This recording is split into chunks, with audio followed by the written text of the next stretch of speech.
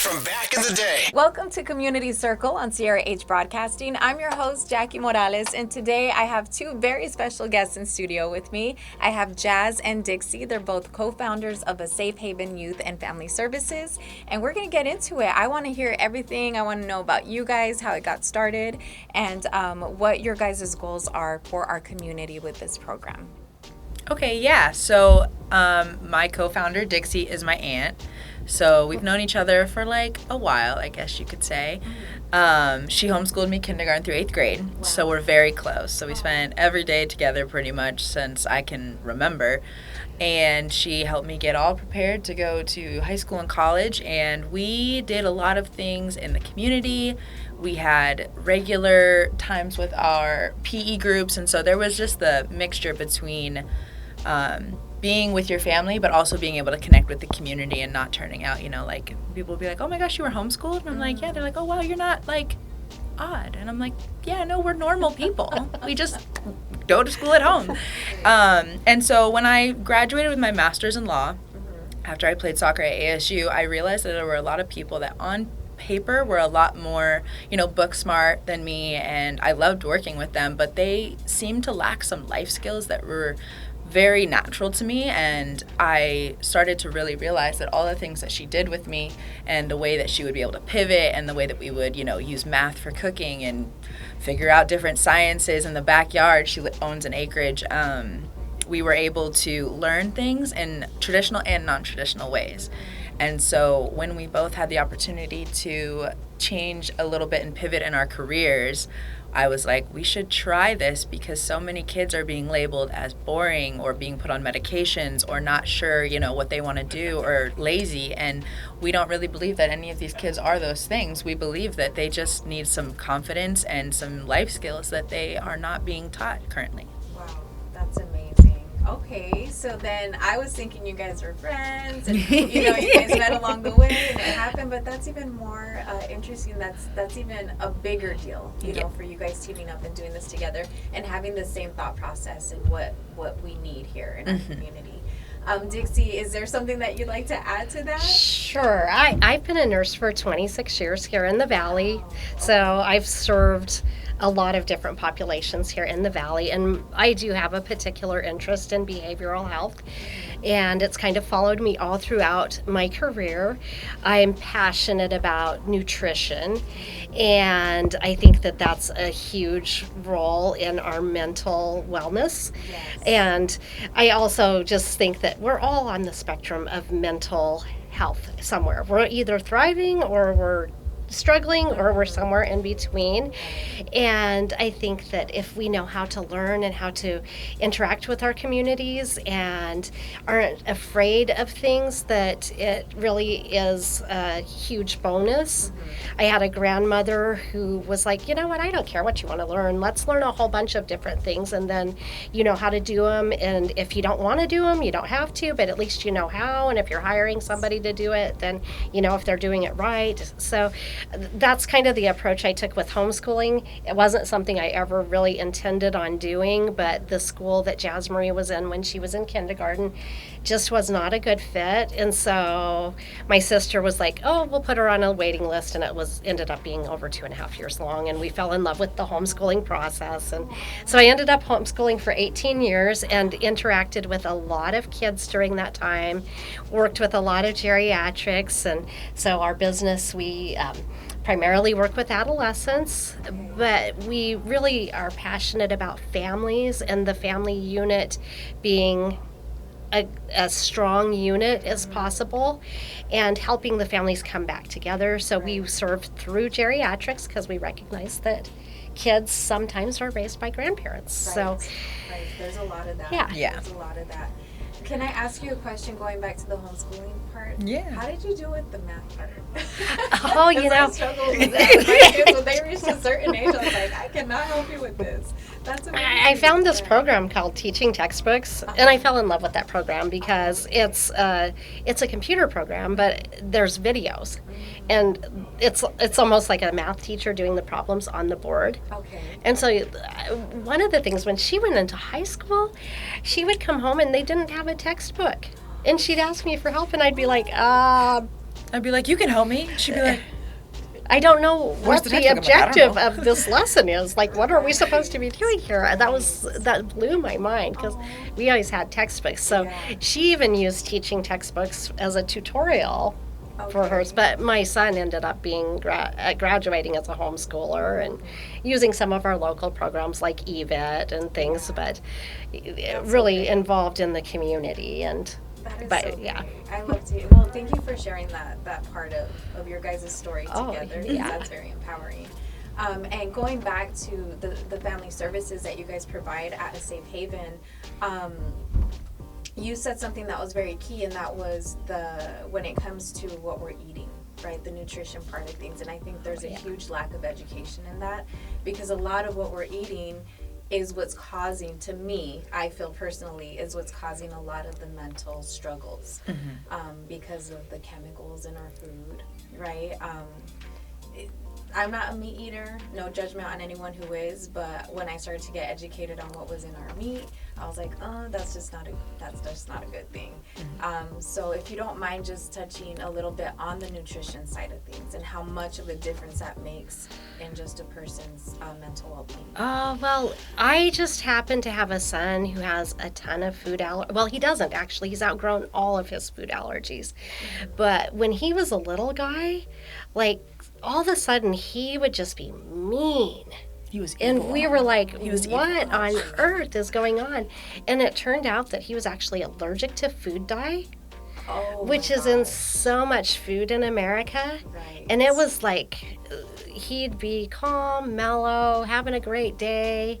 And then all of a sudden it was like flipping a switch and we'd be like, what is going on? Right. And so we, trial and elimination, found some good doctors and were able to find out that he was actually allergic to gluten and gliadin and food dye. Wow. And so we cleaned that all out of his diet, and it was just like a night and day difference in our life. It really was. And so just that kind of stimulated a lot of extra study for me in nutrition. And my family had always been, my grandparents grew a huge garden, my parents grew a huge garden, so we had organic food growing up. And yeah. And I think that played a big role because it made us really aware of, like, so many kids that might have those issues, but their parents are just like, just because you're not in a place financially where you can go find all of these doctors doesn't mean you don't care about your kid. Right. And so having the ability to notice, wow, like, sometimes you have to dig really deep, and allowing these kids to have a place for, like, where they can dig deep and helping them find the doctors and, like, case management of, let's make sure that, like, your teeth are not doing what you need them to do. Like, let's help your mom who wants you to be better get to the dentist, get to the doctor, figure out why you're operating this way or why you don't feel good. Right, exactly. And you guys said something key earlier in the interview too, is it starts at home. Right? And the moms usually are the ones who create that healing home for the family. So having the education with the mothers as well is huge. So say someone is in need, they're having some kind of struggles, whether it be the mother having issues with the children or the mother or, you know, even the father. What does the process look like when they're stepping into your facility? So we, first of all, would gather their information and do like a telephone assessment, find out what their basic needs are, and make sure that they fit the criteria for our program. Really, like, if somebody has a very advanced mental illness, we're not going to be the right fit for them. So we have actually spent a lot of time this last year out in the community, getting to know community partners and what the services they offer, and so we would refer that person out. But if they were a good fit for us, then we would schedule a time for us to meet with the child and the parent, ideally together, but a lot of times we have to meet with them separate because of work schedules and things like that. So we would get the parent's consent to work with the child, and then we would go through everything we learned from the child with the parent and get further details from the parent and get them started in a program. Okay, awesome. So you guys even make it more convenient too by going to them and working around their work schedules. Yes. Always, yes. Yeah, that's important. Yes. Are you guys on any kind of social medias, or how can someone reach out to you? What kind of contact information can you share? So we are on Instagram, Facebook. We have a Google profile. All you got to do is search us, and you can pull up our website. We have a contact form on there if you're like, I don't really feel like calling, or I don't have time because I'm at work. You can DM us on anything, and we will reach back out to you. We don't have a Twitter because I haven't thought of enough cool tweets yet. But when I do, we will have one of those. It's coming. But yeah, so Instagram and Facebook, we recognize kids go on Instagram. Adults go on Facebook, and then, the internet is just the internet. If you're looking up behavioral health in Mesa, we will pop up. Yes. Okay, so we're speaking with Jazz and Dixie. They are both co-founders of a Safe Haven Youth and Family Services. And then you guys also mentioned something about an open house that you guys are going to be having in the future. Mm-hmm. Okay, perfect. Because you guys are fairly new in the Valley, but I'm very thankful for you both because we need that, especially when it comes to our children in school. You'd be amazed, or maybe not. You guys know how many stories I hear about children. I used to work with children for about 7 years, and I was helping them with their emotions, right? Mm-hmm. So helping them breathe and helping them, get back to center so that they could go back to class and learn. So I know the need in schools, but also in high school, because things start to get a little bit more difficult. And yes, there are counselors, which I'm very happy for that too, but sometimes they're not, they can't build the need of what the child needs at the time. So what age groups do you guys usually work with when it comes to? So we can do as young as 5. Okay. So it's kind of hard to pinpoint what a 5-year-old needs, but we will not turn them away. Okay. So if you fit our criteria, which is anybody on Access, or if you are able to be on Access, we will help you, get enrolled in everything. Okay. We are able to serve you, and we will make sure that you are good to go. Right now, we're very small. We're small but mighty. Yes. And so we take 5 to 17 currently. Okay. But we will launch when we have more employees, if you're looking for a job. Oh, nice.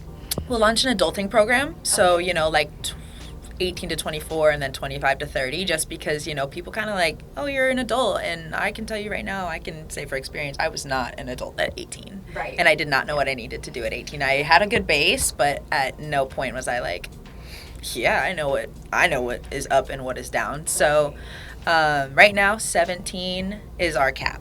Okay. And so we have other places. If you're older than 17 and you need to be referred out, we can totally still, we have places that you can go. So you have resources. We have plenty of resources, yes. Okay.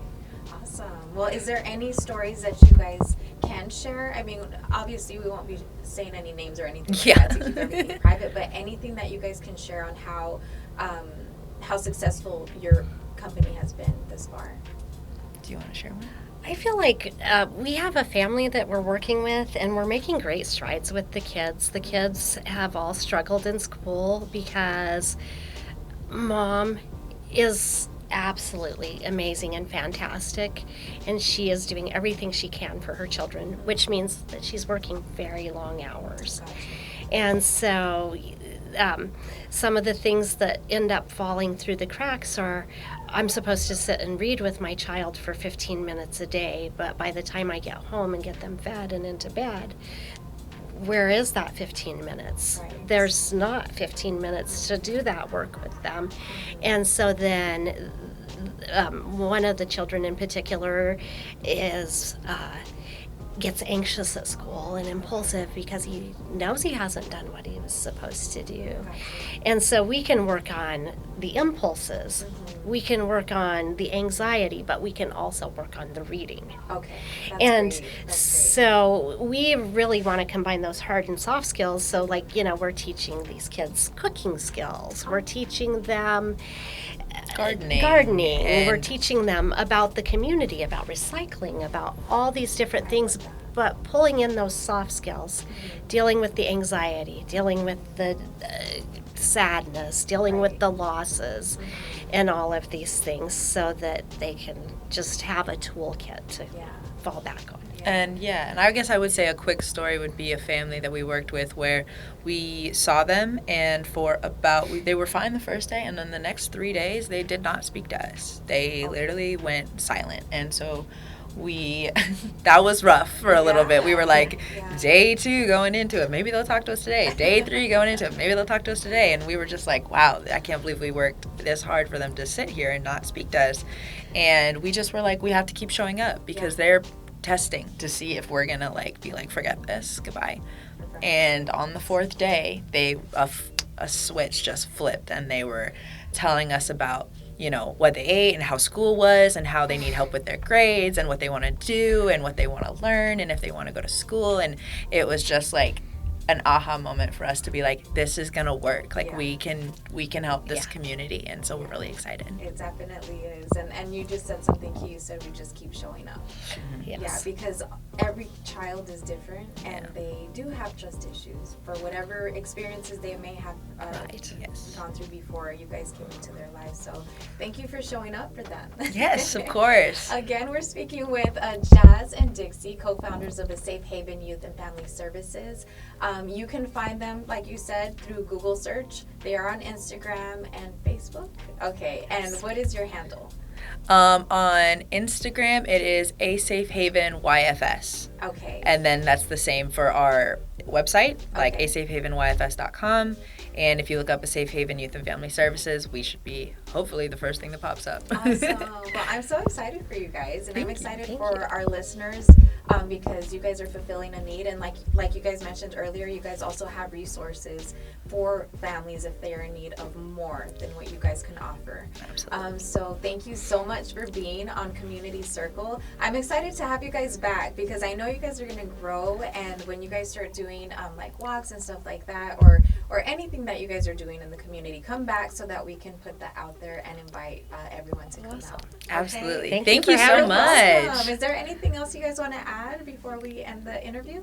I guess I just want to let everybody know we take anybody on Access. Okay. So if you are on Access, there is no charge. You can just call us and we will take care of the rest. And that's pretty much it. We're working on grants for if you're not on Access and whatnot. And but we also work in the schools. That's a big thing for us. If you need help in school, we can go into school and work with you in the classroom, work with you at lunch, and we also try to connect always with the teachers, social workers, in the school principals, so that if the kids say, oh, my grades are great. Okay, let me just check that really quick. So that's just something that we want to make sure that people know as well. Okay. And I would like to point out that there are resources for transportation also, because sometimes these kids may, mom and dad can't get them to program, and so they feel like they're just stuck without any resources to help, and transportation is available. That's great. So. Yeah, that was huge too. After school with the transportation. Yes. The parents having a hard time getting to the kids if they had to stay late or something happened in between. So that's really great that that's a part of what you guys do. Something just came to me and I was like, wait. When you were talking about access. So not only do you guys accept that, but you also help enroll someone or help them with the paperwork to get approved for access or try to get approved for access? Yes. Okay. So it's not like part of our day-to-day, but if we're not someone that sends people away because it's a little extra work. So if you're like, I am not in access, I'm pretty sure that I qualify, we might need to have you come in just so we can get everything done on the computer, but we will help you walk through that process just so that you can get resources for you, your family, whatever you need. Okay. Yeah, we realize that process can be confusing and tedious. It definitely is. I've seen those packets. Yeah. It can be a little bit challenging. Thick. So, thank you guys again for being here, and thank you so much for tuning into this episode of Community Circle. Until next Sunday.